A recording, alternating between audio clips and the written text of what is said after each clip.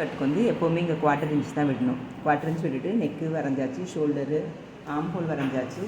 அதுக்கப்புறமா இந்த ஆம் ஹோல் நம்ம எப்பவும் போல் 1/4 இன்ச்சு கீழே கொடுத்துட்டு ஷேப் எல்லாம் முடிஞ்சுது. அதுக்கப்புறம் என்ன பண்ணுவோன்னா, இங்கே நம்ம கேப் மெஷர்மெண்ட் இருக்கு இல்லையா, கேப் மெஷர்மெண்ட் வந்து எனக்கு 3.5 இன்ச்சஸ். ஸோ 3.5 இன்ச்சஸ் வந்து மார்க் பண்ணிக்கோங்க. 3.5 இன்ச்சஸ் மார்க் பண்ணிவிட்டு ஃபஸ்ட்டு ஒரு ஸ்ட்ரெயிட் லைன் போட்டுக்கோங்க. ஷோல்டர்லேருந்து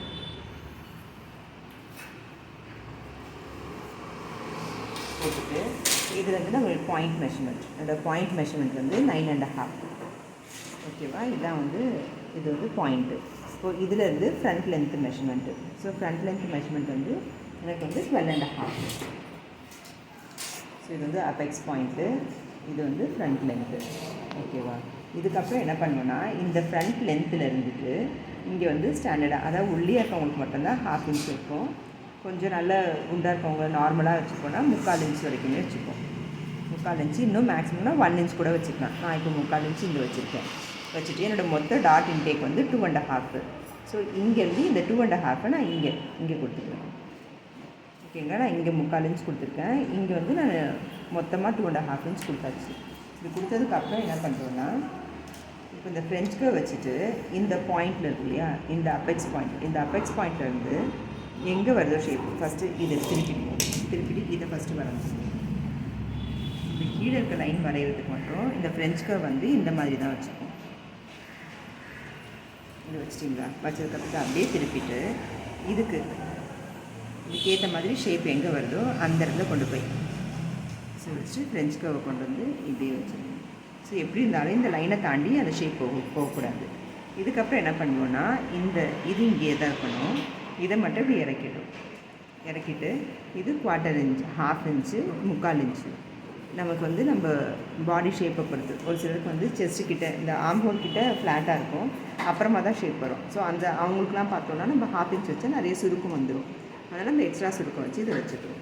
இது முடிஞ்சுதான். அதுக்கப்புறம் இதை வந்து அப்படியே எக்ஸ்டெண்ட் பண்ணிக்கணும். இது நம்ம ஸ்ட்ரெயிட் லைனாக கூட போட்டுக்கலாம்.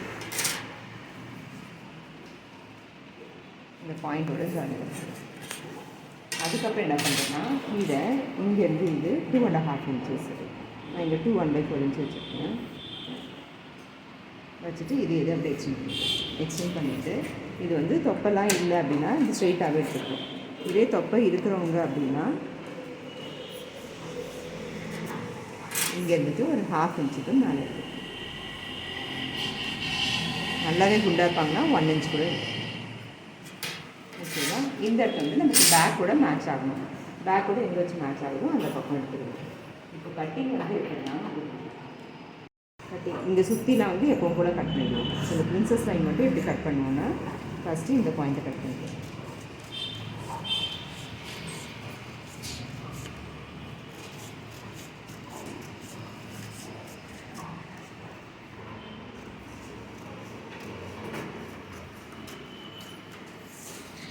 அதுக்கப்புறம் இந்த பாயிண்ட்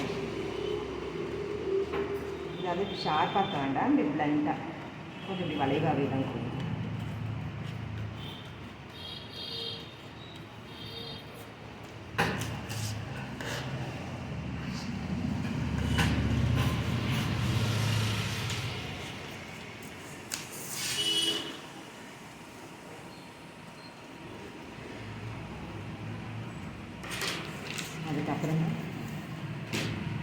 அதுக்கப்புறம் இது ரெண்டும் மேட்ச் ஆகலான்னு செக் பண்ணி இது நமக்கு மேட்ச் ஆகலாம்.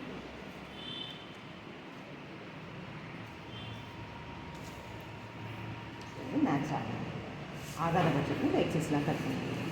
அதுக்கப்புறமா துணியில் வைக்கும்போது இதிலேருந்து, அதாவது இந்த இடத்துலேருந்து இது வரைக்கும் இந்த சைடு ஃபுல்லாக 1/2 இன்ச் வரையும், அதே மாதிரி இங்கேருந்து ஆரம்பித்து இது ஃபுல்லாக 1/2 இன்ச். அதுக்கப்புறம் இந்த பாயிண்ட் வர இடத்துல 2 நாட்ச் கொடுத்துக்கணும். அவ்வளோ.